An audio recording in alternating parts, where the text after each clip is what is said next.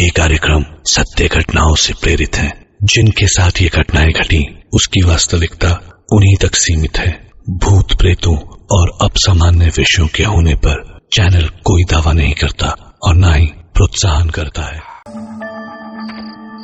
रोज की तरह हर्ष ऑफिस से लौटते वक्त उसी लैंप पोस्ट के पास से निकला तो आज झिंगुरों की गूंजती आवाज के बीच एक बच्चा उसे दिखाई दिया।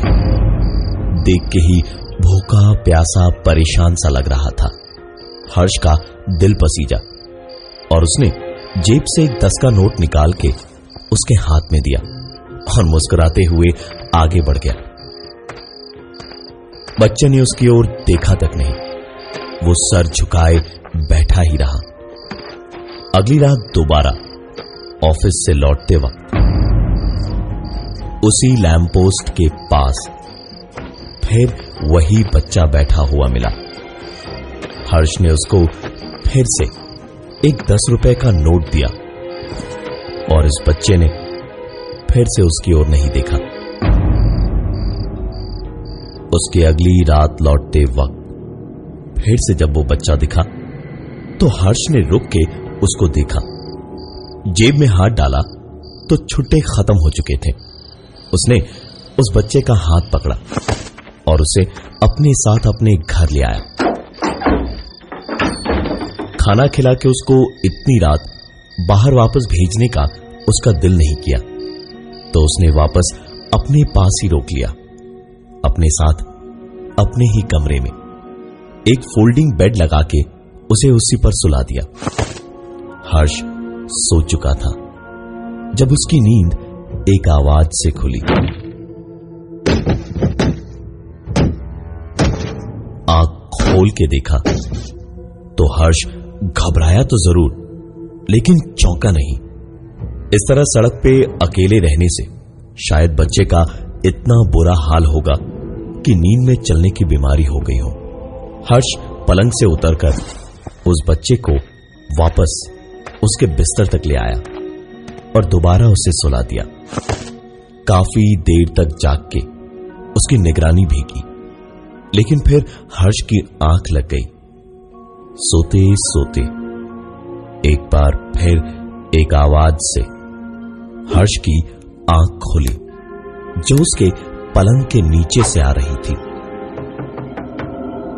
हर्ष ने धीमे धीमे आंख खोली और पलंग के नीचे झुक के देखा तो वो बच्चा पलंग के नीचे लेटा उसको देख रहा था।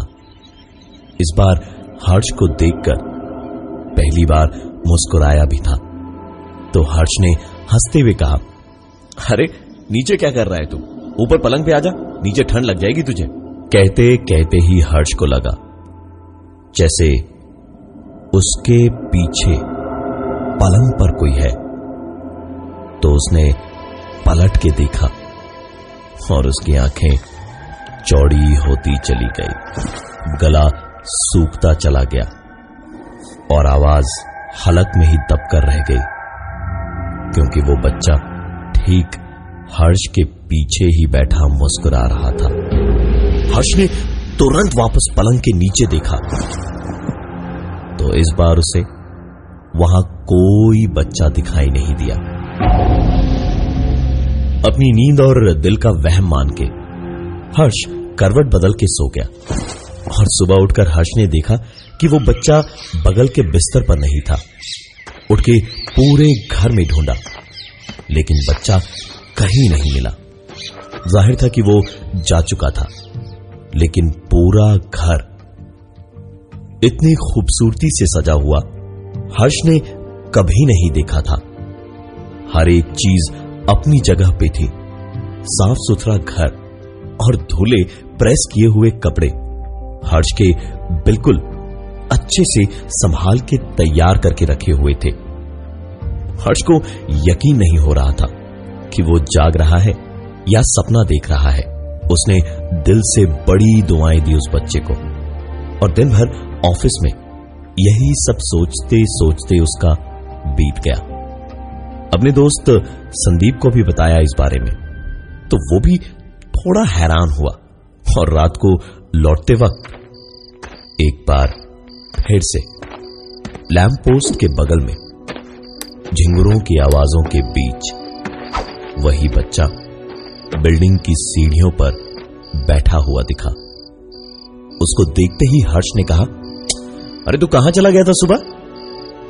बच्चे ने सर उठा के हर्ष को देखा और बिना कुछ कहे बस उसके घर के दरवाजे की ओर उंगली से इशारा कर दिया।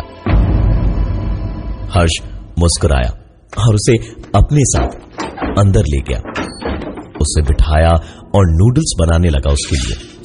वो चुपचाप वहीं टेबल पे बैठे बैठे एक टक हर्ष को ही देखता रहा।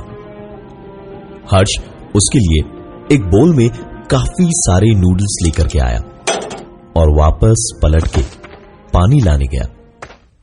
4 ही कदम चल के पानी लेकर वापस पलटा तो देखा कि बोल में परोसे सारे नूडल्स खत्म हो चुके थे। इतना सा बच्चा तो क्या, कोई भी इंसान इस तरह एक सांस में इतने नूडल्स तो खा ही नहीं सकता था। जाहिर था कि उसने खाना फेंक दिया था। एक तो उसको हर्ष बाहर की ठंड से बचा के एक नहीं लगातार 2 दिन लेकर आया और उसके ऊपर से उसने खाना फेंक दिया।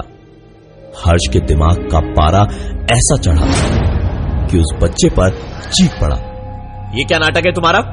पूरा खाना फेंक दिया तुमने? एक तो मैं तुम्हें उठा करके सड़क से यहां लाया, खाने को दिया और तूने खाना फेंक दिया। तेरी तो। हर्ष ये सब बोलते बोलते बस हाथ उठा चुका था, लेकिन उस बच्चे के चेहरे पे डर दिखना तो दूर, एक पलक तक नहीं झपकी उसकी। हर्ष का हाथ हवा को चीरकर उस बच्चे के गाल पे पड़े उससे पहले ही दरवाजे की घंटी ने उस बच्चे को हर्ष की मार से बचा लिया। हर्ष गुस्से में पलटा और दरवाजे तक पहुंचा। दरवाजा खोला तो उसकी खिसियाहट और बढ़ गई क्योंकि बाहर कोई नहीं था। हर्ष ने बाहर झांक के देखा ही था कि वापस अंदर से रोने की आवाजें आने लगी। हर्ष ने पलट के देखा तो अब उसकी चिढ़ हैरानी में बदल गई थी, क्योंकि वो बच्चा अंदर नहीं था, लेकिन रोने की आवाज पूरे घर के हर कोने में बराबर सुनाई दे रही थी। ध्यान से सुना तो समझ आया कि रोने की ये आवाज बाथरूम के अंदर से आ रही थी। जरूर वो बच्चा बाथरूम में छुप के बैठा है मार से बचने के लिए। हर्ष को उस बच्चे पर तरस आ गया और सोचा कि अब नहीं डांटेगा उसे, और यही सोचता हुआ हर्ष आगे बढ़ा और बाथरूम का दरवाजा खोलते हुए उसने कहा, अच्छा भाई अब कभी नहीं डांटूंगा तुम्हें, बाहर आ जा। अपनी बात हर्ष पूरी भी नहीं कर पाया क्योंकि अंदर जहां बाथरूम से रोने की आवाजें आ रही थी वहां कोई था ही नहीं। जिस तरह से किसी तेज आवाज से नींद खुलने पर इंसान चौंकता है, वैसे ही चौंक के हर्ष भी जैसे नींद से ही जागा। तुरंत बाथरूम की खिड़की बंद की और घर की बाकी सारी खिड़कियां और दरवाजे भी उसने बंद कर दिए और चुपचाप आकर अपने बिस्तर पर लेट गया। आधी नींद में एक बार फिर उसे एक आवाज आने लगी।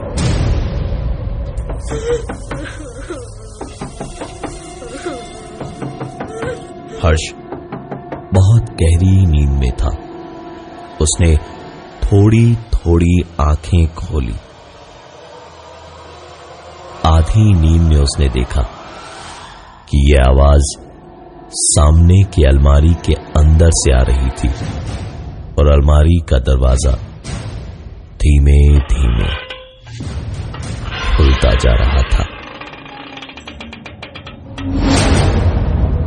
नींद बहुत ही गहरी थी, इसलिए हर्ष उठा नहीं।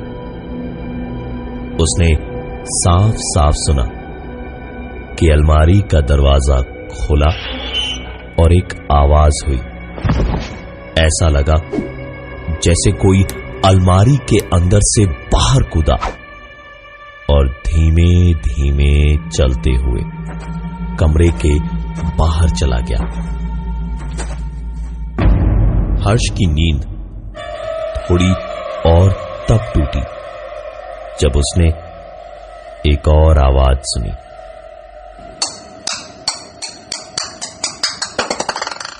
हर्ष उठकर बैठा, इधर उधर देखा तो दिखाई कोई नहीं दिया, लेकिन आवाज अब बढ़ गई थी। हर्ष अब बुरी तरह घबराया हुआ नहीं, बल्कि बुरी तरह से डरा हुआ था। पूरी रात वो इंतजार करता रहा कि सुबह कब होगी, और बाहर जो भी हॉल में खेल रहा था वो शायद इस बात का इंतजार कर रहा था कि कब उठकर हर्ष बाहर आए। हर्ष अपनी जगह से उठा नहीं, चुपचाप बिस्तर पे ऐसे पड़ा रहा जैसे खेलने की आवाज उसे सुनाई ही ना दे रही हो। सुबह की रोशनी की पहली किरण फूटी तो हर्ष तुरंत उछल के उठा और पूरे घर में दौड़ा ये देखने कि कौन था घर में, लेकिन घर में उसे कोई दिखाई नहीं दिया। हर्ष ने सोचा कि आज ऑफिस से छुट्टी लेकर घर में ही रहेगा और निगरानी करेगा, लेकिन अकेले ये कर पाना उसके लिए भी मुश्किल था। उसने तुरंत ऑफिस के दोस्त संदीप को फोन लगा के उसको घर आने को कहा, और संदीप जब दौड़ा दौड़ा पहुंचा तो पूरी बात हर्ष ने उसे तफसील से बताई। संदीप बिल्कुल मुंह पर सच बोलने वालों में से था। उसने सब कुछ सुन के साफ साफ हर्ष के मुंह पर बोल दिया, देख भाई, तुझे हुआ है तगड़ा वहम, पागल होने से पहले डॉक्टर दिखा ले। आज तो मैं रुक जाऊंगा, कल क्या करेगा? हाँ? हर्ष के चेहरे पर जैसे लिखा था कि वो सच ही बोल रहा है। संदीप पूरे दिन उसके साथ वही रहा, और जब पूरा दिन बड़े ही आराम से निकल गया तो चिढ़कर संदीप ने कहा, भाई देख, पूरा दिन निकल गया, अब जरा चल बाहर, वरना ऐसे जेल की तरह मैं नहीं रह सकता यार। बाहर जरा सा गला गीला करके आते हैं, फिर मैं रात को यहीं रुक जाता हूं। हाँ? हर्ष के लिए तो अच्छा ही था कि रात को वो आराम से सो पाएगा अगर कोई उसके साथ रहता। दोनों घूमने टहलने निकले तो कुछ एक घंटे के बाद लौटे। घर के दरवाजे के पास पहुंचते ही एक बार फिर हर्ष के हाथ पांव ठंडे हो गए, क्योंकि वो बच्चा वहीं सीढ़ियों पर बैठा था। हर्ष ने संदीप को दिखाते हुए चिल्लाते हुए कहा, भाई वो देख, वो देख, मैंने कहा था ना, वहीं पर बैठा हुआ है। पता नहीं क्या चाहता है वो मुझसे, पता नहीं क्या चाहता है मुझसे वो। हाँ? संदीप ने हर्ष को देखा, फिर पलटकर दरवाजे की सीढ़ियों की ओर देखा और हैरान सा होकर उसने हर्ष से कहा, कौन सा लड़का? कहां है लड़का? यहां पर कोई लड़का नहीं है, तुझे चढ़ गई है, इसलिए मैं कह रहा था ज्यादा मत पी। लेकिन हर्ष पे तो जैसे पागलपन सवार था। वो चिल्ला चिल्ला कर संदीप से झगड़ने लगा, तू भी इसके साथ मिला हुआ है ना? सच सच बोल, क्या चाहते हो तुम लोग? हाँ? क्यों मुझे ऐसे परेशान कर रहे हो? चाहते क्या मुझसे आखिर? हाँ? क्या चाहते, मुझे मारना चाहते हो? हाँ? पागल बना रहे हो मुझे। किसी तरह से डरे सहमे हर्ष को संदीप घर के अंदर ले गया और उसे सुला दिया। थोड़ी ही देर में संदीप को भी नींद आई, पर ज्यादा देर सुकून से वो सो नहीं सका, क्योंकि आधी नींद में ही संदीप की आंख खुली एक आवाज से।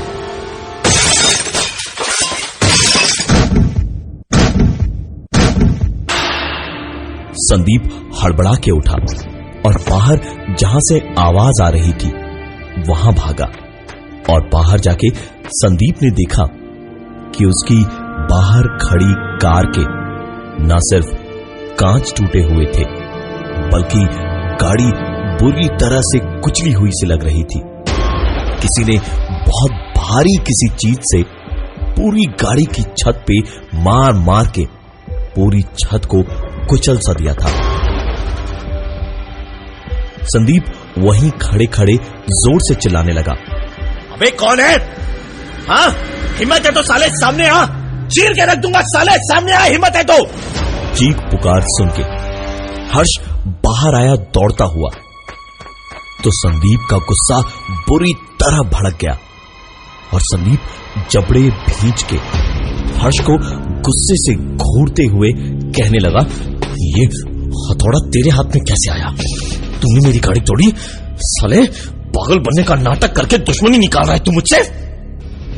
हर्ष दरअसल संदीप का फाइनेंस का काम देखता था।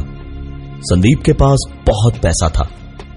इधर का उधर और उधर का इधर करने में संदीप माहिर था, और कुछ शौक ऐसे जिनको शायद भगवान तो क्या शैतान भी माफ ना करता।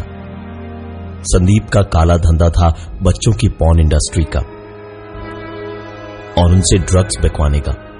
हर्ष को यह सब पता ही नहीं था।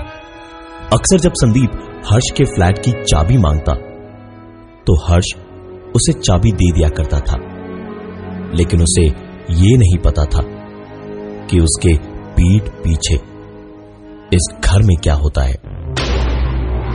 उस बच्चे को भी ऐसे ही हर्ष के घर में संदीप लेकर आया था। लड़के ने जब शोर मचाना शुरू किया तो संदीप ने उसका गला घोंट कर उसे मार दिया। संदीप को कभी समझ ना आता ये सब क्या हो रहा था।